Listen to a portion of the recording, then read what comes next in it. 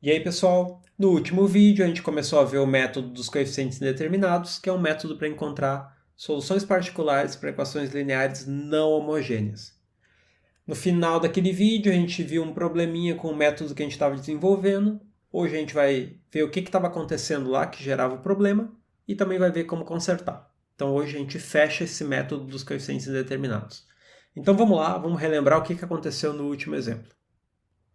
No último exemplo da aula anterior, a gente estava com essa equação diferencial e, para determinar uma solução particular para essa equação, pelo que a gente viu lá, a gente olhava para o termo não homogêneo, que nesse caso aqui é e na x. Baseado nesse termo não homogêneo, a gente montava uma solução particular, que era uma função que tem a mesma cara que aquele termo não homogêneo, então nesse caso ficou constante e na x. E depois de algumas continhas, a gente viu que essa função yp essa função yp não funcionava. Ou seja, que não existe nenhuma constante a, tal que a e na x seja a solução particular para aquela equação diferencial. Por que esse formato de solução particular não funcionou nesse caso, sendo que na aula anterior esse mesmo formato funcionou para outras exponenciais? Então, para responder isso, vamos olhar para a equação linear homogênea associada. Então, vamos esquecer um pouco aquele termo não homogêneo e vamos olhar só para o lado esquerdo da equação. Então, a equação homogênea associada é dada por essa equação aqui, que a gente sabe como resolver. Para encontrar a solução geral dessa equação, a gente constrói a equação característica, que é uma equação polinomial de grau 2. E agora a gente encontra as raízes dessa equação, que nesse caso são lambda igual a 1 e lambda igual a menos 3.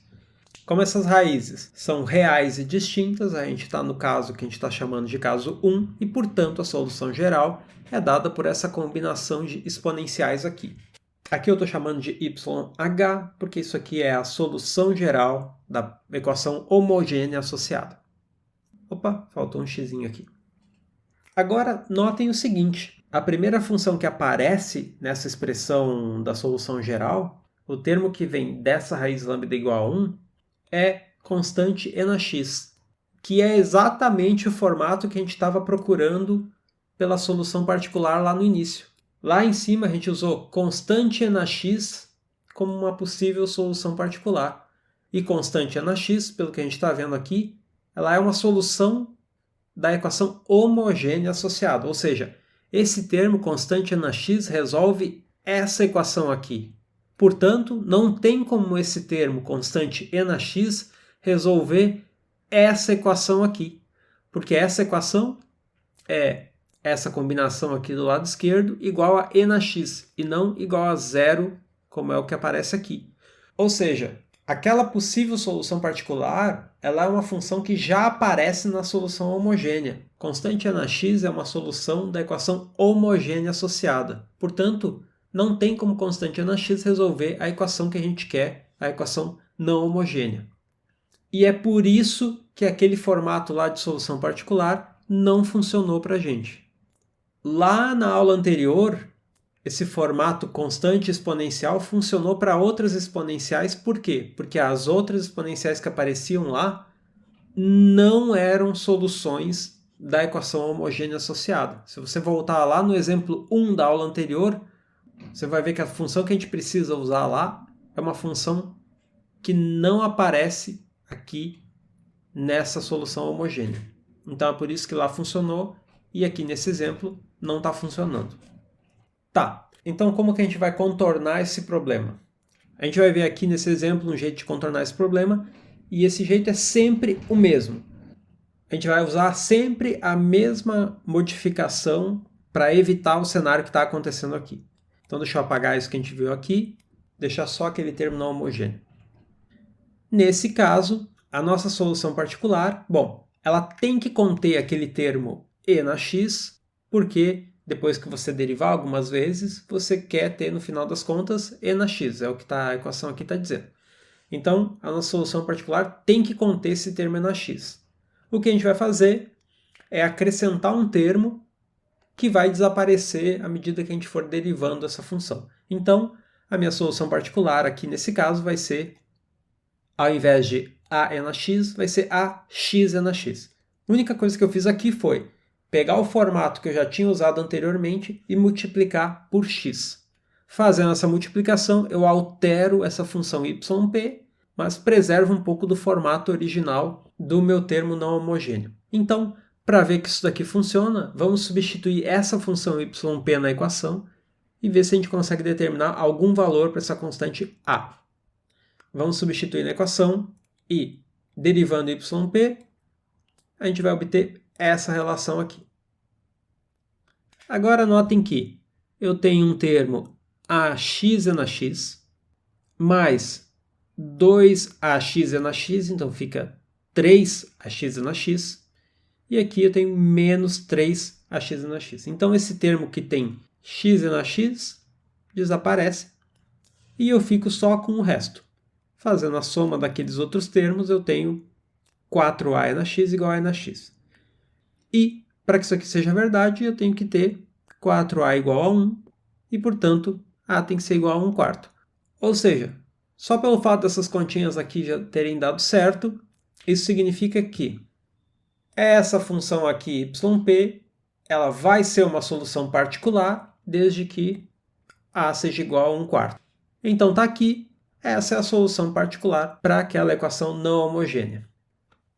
Então é isso, para garantir que o método que a gente viu na aula passada sempre funcione, a gente só precisa garantir que a solução particular que a gente está usando, o formato de solução particular que a gente está usando, não é uma solução da parte homogênea. E para isso a gente sempre vai alterar esse formato multiplicando a função por x. Então vamos ver mais um exemplo. Então aqui eu quero encontrar uma solução particular para essa outra equação diferencial. Essa equação é completamente diferente das outras, eu estou trocando também o lado esquerdo. Então primeiro vamos olhar para o termo não homogêneo que aparece na equação. O termo não homogêneo é cosseno de 2x e, baseado no que a gente viu até agora, o formato que a solução particular tem que ter é essa combinação de seno de 2x e cosseno de 2x. No último vídeo a gente falou por que, em geral, tem que incluir tanto seno quanto cosseno, mesmo só um deles aparecendo na parte não homogênea. Tá. Antes de continuar com as contas aqui, porque em geral descobrir o valor dessas constantes dá bastante trabalho, então vamos manter esse formato temporário aqui para essa solução particular e vamos ver se o que a gente está procurando aqui, se esse formato de solução particular faz sentido. Ou seja, vamos ver se não tem nenhum problema nesse formato. Se não tem nada aqui que pode dar errado pelo que a gente viu no exemplo anterior. Então, para isso, eu vou resolver a equação homogênea associada. Olhando para a equação homogênea associada, essa equação é y duas linhas mais 4y igual a 0. Para encontrar a solução dessa equação, a gente monta a equação característica e as raízes dessa equação característica são 2i e menos 2i. Como as raízes são complexas, a gente está no caso que a gente está chamando de caso 3, e, portanto, a solução geral aqui é dada por essa expressão. Então, a solução geral da equação homogênea associada é constante seno de 2x mais constante cosseno de 2x.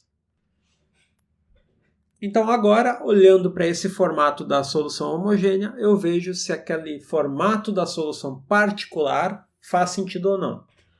Notem que tudo que eu escrevi aqui nesse formato da solução particular já aparece na solução da equação homogênea. Então, eu sei que constante seno de 2x e constante cosseno de 2x são soluções da equação homogênea associada, ou seja, satisfazem isso daqui. Então, não tem como essas funções satisfazerem essa equação aqui que eu quero.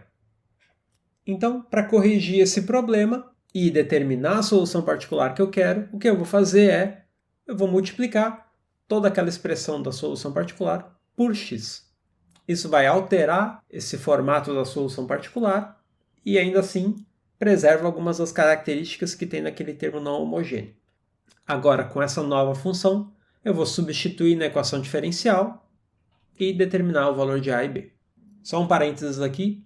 Essa solução particular é uma soma de dois produtos, quando você distribuir aquele x. Então, nesse caso, todas as derivadas vão ser soma de dois produtos. Então, eu vou derivar essa yp que eu escrevi, vou fazer algumas simplificações e colocar na equação. Então, vocês podem pausar o vídeo na sequência e verificar a expressão que eu vou escrever. Então, substituindo na equação, eu fico com essa expressão aqui. Como todos os termos possuem seno ou cosseno, eu vou colocar seno e cosseno em evidência, e daí eu obtenho essa expressão aqui. Notem que todos os termos que contêm x vezes alguma função trigonométrica, eles se cancelam. Aqui eu tenho menos 4ax seno, que cancela com 4ax seno. E o termo menos 4bx cosseno cancela com 4bx cosseno, que aparece aqui. Por isso que nessa equação, depois de simplificar, não aparece nenhum termo com x seno ou x cosseno. Então agora, para resolver isso aqui para A e para B, eu vou escrever do lado direito mais um termo envolvendo seno também, e portanto, isso aqui vai ser verdade para todo valor de x, desde que tudo isso que multiplica o seno de 2x seja igual a tudo isso que multiplica o seno de 2x aqui do lado direito, e o que multiplica o cosseno seja igual ao que multiplica o cosseno. Dessa equação eu tiro esse par de equações algébricas aqui, e portanto, minha constante A tem que ser 1/4 e B tem que ser 0. Ou seja, a solução particular para a minha equação não homogênea é dada por essa função aqui. 1/4 x seno de 2x. Então, notem que apesar do termo não homogêneo ser cosseno de 2x, a minha solução particular só envolve seno. Mas mais uma confirmação de que a gente sempre tem que trabalhar com o par seno-cosseno. Então tá, acabou. Por isso que, quando a gente for determinar a solução particular, é importante resolver a equação homogênea associada. Porque a equação homogênea associada vai garantir qual é o formato correto para a solução particular. Se você não determinar a solução da parte homogênea, pode ser que você faça contas que não vão levar a lugar nenhum. E depois você vai voltar e verificar o que deu errado. Então é melhor já resolver a equação homogênea associada no início e verificar como que fica a solução geral para a equação homogênea e depois sair calculando a solução particular da equação não homogênea. E mais uma observação, aqui a gente corrigiu o problema da mesma maneira que no exemplo 1. A gente pegou o formato que a gente tinha inicialmente da solução particular e multiplicou por x, e acabou. Vamos ver mais um exemplo aqui. Nesse exemplo 3, eu quero encontrar a solução geral dessa equação não homogênea. Então, para isso, já vou começar aqui olhando para a equação homogênea associada, porque a gente precisa da solução da equação homogênea para escrever a solução geral. Escrevendo a equação característica, eu tenho λ² menos 4λ mais 4 igual a 0. E, resolvendo essa equação de grau 2, eu obtenho que λ tem que ser igual a 2. Ou seja, a gente está aqui no caso 2, em que a equação característica só tem uma raiz real distinta. Então, a solução geral é dada por constante n a 2x mais constante x n a 2x. Está aqui essa solução geral da equação homogênea associada. Tá, agora vamos para a solução particular da equação não homogênea. Para isso, eu vou olhar para o termo não homogêneo, nesse caso é 5n a 2x, e daí vou procurar por uma solução particular que tenha essa cara. Então, o primeiro formato de solução particular que eu deveria procurar é constante n a 2x. Porém, constante n a 2x já aparece aqui na solução particular, ou seja, constante n a 2x ela resolve a equação homogênea. Então, não tem como isso daí resolver a equação não homogênea. Então, para corrigir isso, eu vou multiplicar aquela solução particular por x. Multiplicando por x, eu fico com esse formato aqui para a solução particular. Agora, notem que essa função, constante x n a 2x, também aparece aqui na solução da parte homogênea. Aqui eu tenho constante x n a 2x. Ou seja, para qualquer constante x n a 2x resolve a equação homogênea associada. Então não tem como isso resolver a equação não homogênea. Então esse formato que eu coloquei aqui não funciona também. Então o que eu faço agora? De novo, o procedimento para resolver esses problemas é sempre o mesmo. É multiplicar por x. Então o que eu vou fazer agora é vou multiplicar de novo esse formato yp por x para modificar essa função. Multiplicando por x de novo, vou obter esse outro formato aqui para a solução particular. Agora eu comparo esse formato com o que aparece na parte homogênea. Notem que agora constante x² n 2x não aparece mais na solução da parte homogênea, não aparece mais na YH. Então, esse daí é o formato que vai funcionar. Portanto, substituindo isso aí na equação diferencial, na equação não homogênea, eu vou obter essa relação aqui. Aqui eu vou ter algumas simplificações. Aqui eu tenho 4x², aqui eu vou ter menos 8x², e aqui mais 4x², então todos esses termos aqui se cancelam. Depois eu vou ter 8x menos 8x aqui, então esses dois termos também se cancelam, e portanto eu fico só com termos que não envolvem multiplicação por x. Então dessa igualdade aí eu tenho essa expressão aqui para constante A, ou seja, A tem que ser igual a 5/2. E portanto a solução particular que eu obtenho para a equação não homogênea é dada por essa função aqui, 5/2 x² n 2x. Então tá, eu já tenho a solução geral da parte homogênea, já tenho a solução particular, portanto, a solução geral da equação não homogênea é dada por essa expressão aqui. Acabou. Então é isso. Para encontrar a solução particular, a gente vê qual é o formato que o termo não homogêneo tem e verifica se esse formato já aparece na solução da equação homogênea associada. Sempre que aparecer, a gente multiplica por x, até que o formato da YP não apareça mais na parte homogênea, não coincida com nenhuma solução da equação homogênea associada. Então, o resumo do método é o seguinte: o método dos coeficientes indeterminados é um método para encontrar a solução particular para equações com coeficientes constantes desse tipo, e ele é baseado no formato que a função f tem. Então, aqui eu vou construir uma tabela como a que a gente construiu na aula anterior, só que agora com um método completo. Então, para cada formato de f de x, eu vou colocar um formato de yp diferentes.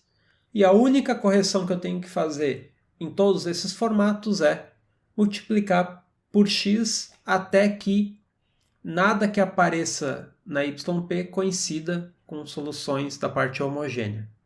Ou seja, para montar a yp, você vai olhar para a função f e vai escrever aqui um primeiro chute para yp. Então, se for uma exponencial, você coloca uma exponencial. Se for um polinômio, você escreve aqui um polinômio. E, depois disso, você vai multiplicar por x até que nada que apareça na yp coincida com coisas que aparecem na yh.